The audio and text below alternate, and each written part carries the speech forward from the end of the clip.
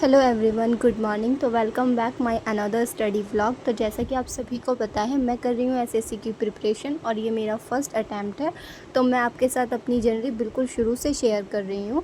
तो मेरी मॉर्निंग की शुरुआत हुई थी मेरे रीजनिंग के क्वेश्चन सॉल्व करने के साथ। मैंने क्लास ले ली थी, डीपीपी भी सॉल्व कर ली और मॉक टेस्ट भी लगा लिए थे कई, यूट्यूब से भी और गूगल से निकाल कर भी प्रीवियस ईयर क्वेश्चन भी सॉल्व कर लिए थे। अब बाकी थी मेरे बुक से क्वेश्चन सॉल्व करने की, क्योंकि मैं नहीं चाहती मेरा कोई भी ऐसा टॉपिक जो अनक्लियर हुआ रह जाए। कोडिंग डिकोडिंग वाले जो मेरा चैप्टर है उसमें कुछ टॉपिक ऐसे हैं जो मेरे अभी क्लियर नहीं हो पाए 100%।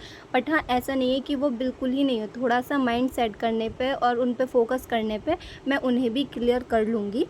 तो मैंने अपने इसमें क्वेश्चन सॉल्व किए। मैंने 2 आवर्स का टाइमर लगाया था, जिससे मैं देखना चाह रही थी कितने क्वेश्चन मैं कितने टाइम में सॉल्व कर सकती हूँ। मैंने मिनट तो नहीं लगाए कि हर क्वेश्चन में कितने मिनट में सॉल्व कर रही हूँ, बट हाँ, ये ज़रूर देखा कि मैंने 2 घंटे में कितने क्वेश्चन सॉल्व किए। तो जितने भी प्रीवियस ईयर के क्वेश्चन थे उसमें कि मैंने 2 टॉपिक्स अपने कंप्लीट कर लिए थे रीजनिंग के क्वेश्चन में से, और लगभग 50-60 क्वेश्चन मैं अपने कंप्लीट कर चुकी थी। तो मैं आप सभी को भी ये एडवाइस देना चाहती हूँ कि आप अगर मैथ और रीजनिंग जैसे सब्जेक्ट पढ़ रहे हैं और उसमें अगर आपने कोई टॉपिक है जो पढ़ लिया है, तो आप उसके लेक्चर लें अच्छे से, और उसके बाद आप अपने प्रीवियस ईयर के क्वेश्चन कंप्लीट करें। लेक्चर के साथ जो डीपीपी मिलती हैं वो सॉल्व करें। आप अपने जितने भी क्वेश्चन टॉपिक से रिलेटेड मिलते हैं उन्हें क्लियर कर लें, क्योंकि बात अगर ऐसा होता है कि आप आगे के पढ़ते जाते हैं और फिर पीछे देखते हैं तो वो भूल जाते हैं। और मेक श्योर करें कि आप वीक में या मंथ में एक डे ऐसा बनाएं कि जितना भी आपने अब तक पढ़ा है उसे मेक श्योर रिवाइज़ कर लें, बिकॉज़ रिवाइज़ करना बहुत इंपॉर्टेंट है, पढ़ने से भी ज़्यादा ज़रूरी। मैंने अपनी 2 आवर्स की क्लास कंप्लीट कर ली थी। उसके बाद ये टाइम था मेरा ब्रेक लेने का। छोटा सा ब्रेक लिया मैंने, जिसमें मैंने अपने लिए थोड़ी सी भेल पूरी तैयार की। और ब्रेक लेने के बाद ये टाइम हो गया था मेरा देखने का मैंने आज कितने क्वेश्चन सॉल्व किए थे और कौन से टॉपिक मेरा अभी रह गया है जिसके क्वेश्चन मुझे सॉल्व करने हैं। ये देखने के बाद मेरा टाइम हो गया था रीजनिंग को बिल्कुल स्टॉप करके रखने का। अब तुम साइड हो, अब टाइम है ज्योग्राफी पढ़ने का। ज्योग्राफी मुझे बहुत पसंद है। एग्जैक्ट मुझे सारे ही सब्जेक्ट अच्छे लगते हैं, क्योंकि जब आप किसी चीज़ की पढ़ाई करते हो तो आपको कौन सा सब्जेक्ट अच्छा लगता है या नहीं ये मैटर नहीं करता, बल्कि कौन सा सब्जेक्ट आपके लिए कितना इम्पॉर्टेंट है ये मैटर करता है। तो मैं हर सब्जेक्ट को ये सोच कर पढ़ती हूँ कि ये सब्जेक्ट मेरा फेवरेट है, इससे मेरी इंटरेस्ट जो है उस सब्जेक्ट में वो और ज़्यादा बढ़ जाता है।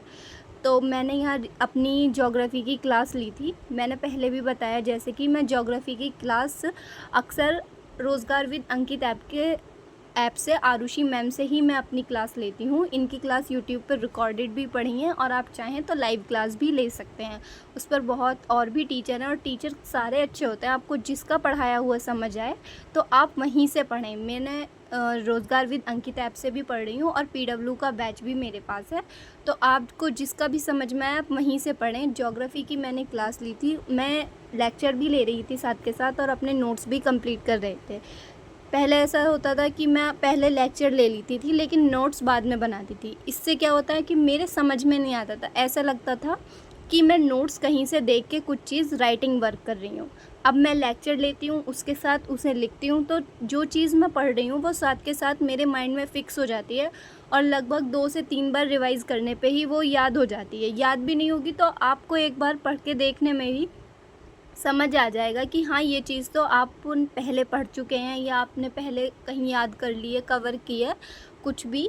तो आप कोशिश किया कीजिए कि लेक्चर के साथ ही आप अपने नोट्स बनाएं, और नोट्स अपने जितने आप खुद बनाएंगे उतना ही आपके लिए अच्छा होगा, क्योंकि जितने अच्छे से आप नोट्स अपने बनाएंगे उतने अच्छे से आपको किसी के नोट्स समझ नहीं आएंगे।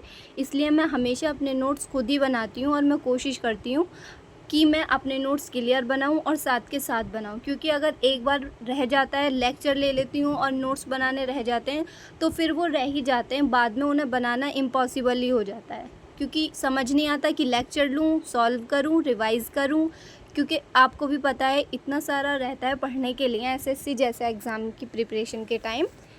तो इसलिए जो भी काम है आपका, जितना भी आप कर रहे हैं, पढ़ रहे हैं, याद कर रहे हैं, तो मेक श्योर क्या कीजिए कि उसे साथ के साथ ही आप फिनिश अप करते चलें। अगर लेक्चर ले रहे हैं तो क्वेश्चन साथ के साथ सॉल्व कीजिए, लेक्चर क्वेश्चन ले लिए तो आप डीपीपी साथ के साथ सॉल्व कीजिए। अगर आप रिटन सब्जेक्ट पढ़ रहे हैं, जैसे इंग्लिश हुआ और ज्योग्राफी, हिस्ट्री हो गया आपका, स्टैटिक जीके हो गया, तो उसके क्वेश्चन साथ के साथ सॉल्व कीजिए। और मेक श्योर आप 10 से 12 phrase, items and GK question, static GK किसी भी टाइप के क्वेश्चन है, आप 10 से 12, 20, 25 जितने भी आपसे हो सकें लेक्चर के बाद, तो आप रोज़ाना याद करें। और वीक में या मंथ में जब भी आपको टाइम मिले तो आप उन्हें एक बार रिवाइज़ ज़रूर कर लें। तो मैंने अपने लेक्चर कंप्लीट करने के बाद ये कुछ क्वेश्चन थे जो मुझे अटैम्प्ट करने थे। इसमें से मैंने जो क्वेश्चन मुझे इम्पॉर्टेंट लगे वो मैंने अपने नोट्स में भी लिख लिए, ताकि रिवीजन करते टाइम मैं इन क्वेश्चन को भी आसानी से देख सकूं। जब मैं अपने नोट्स खोलती हूँ तो मैं ज़रूर 8 से 10 क्वेश्चन को एक बार 2-3 बार पढ़ लेती हूँ, जिससे वो क्वेश्चन मुझे फिर याद करने की या रट्टा लगाने की ज़रूरत नहीं होती, अगर मैं लेक्चर ही अच्छे से ले लेती हूँ। आज मैंने ज्योग्राफ़ी के 3 लेक्चर लिए थे, तो उसके बाद मुझे लगने लगी थी थोड़ी सी भूख, इसलिए मैंने अपने लिए बनाई थी थोड़ी सी मसाले की सेवइयाँ। ठीक है, ये बनाने के बाद ये टाइम था मेरी इंग्लिश की क्लास का, क्योंकि इंग्लिश की क्लास मैं काफ़ी टाइम से ले नहीं रही थी, तो आज मैंने सोचा क्यों ना अपनी इंग्लिश की क्लास भी स्टार्ट की जाए। मैंने अपने बैच से सोचा क्लास ले लूँ, लेकिन यहाँ मुझे बिल्कुल भी समझ नहीं आया। ऐसा नहीं था टीचर अच्छे नहीं पढ़ा रहे थे, वो पढ़ा रहे थे, बट होते हैं ना ग्रुप में कोई बच्चे नॉनसेंस बोलते हैं, तो वो उस पर ज़्यादा ध्यान दे रहे थे, तो मेरा मन नहीं लगा। फिर इससे अच्छा, पढ़ाई छोड़ने से अच्छा मैंने सोचा क्लास ही बदल लो या टीचर ही चेंज कर लो जिससे समझ आए।